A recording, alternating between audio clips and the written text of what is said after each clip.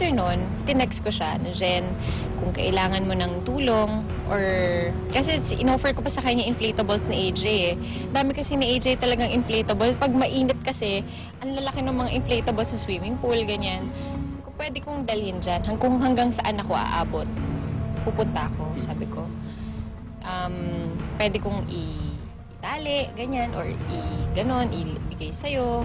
Siyempre, hindi ko naman alam yung gravity nung nangyari. Hindi ko pa naman nakikita eh. So, yung pala, yung water is talagang may current, talagang alon talaga. So, hindi pala kaya yung inflatables ko. Baka lalo pa silang mapahamak.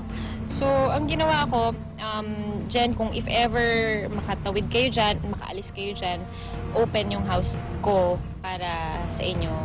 Welcome kayo dito. Ano nga po eh, nakakayaman po kay Jenilyn, pero sobrang bait po nila sa amin ng mama niya. Sobra po talaga nilang bait. Ano po, pumunta po kami doon mga 1:30, 1:20 na po ng madaling araw. Since, yun nga po, yung mga kapitbahay po namin, dala din namin po sila. Nakakahiya po kasi pagdating po namin doon, pinastay po nila kami doon sa sala nila. Binigyan po kaming kape, hot chocolate, pagkain. Tapos, hindi lang po kami, dinala namin sa bahay nila. May dala din po kaming mga kapitbahay. Si mama hiyang-hiya po. Una sabi niya, Jenilyn, this is my neighbor. I'm sorry, ganyan. Maya-maya po, 5 ganun na. 5 balik na si mama. Jenilyn, this is my neighbor. Tapos wala pong reklamo si Jenilyn. Buong puso po nila kaming tinanggap po doon ng mama niya pati. Sabi po niya, wag daw po kaming mahiya, ganyan.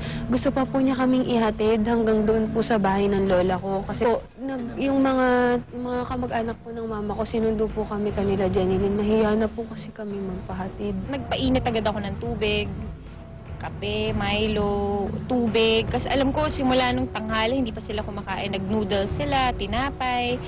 Basta kung ano man, kasi kawawa rin po yung mga matatanda, yung mga kapitbahay nila. Nakaka-proud naman yung dito. Sobrang basang-basa sila.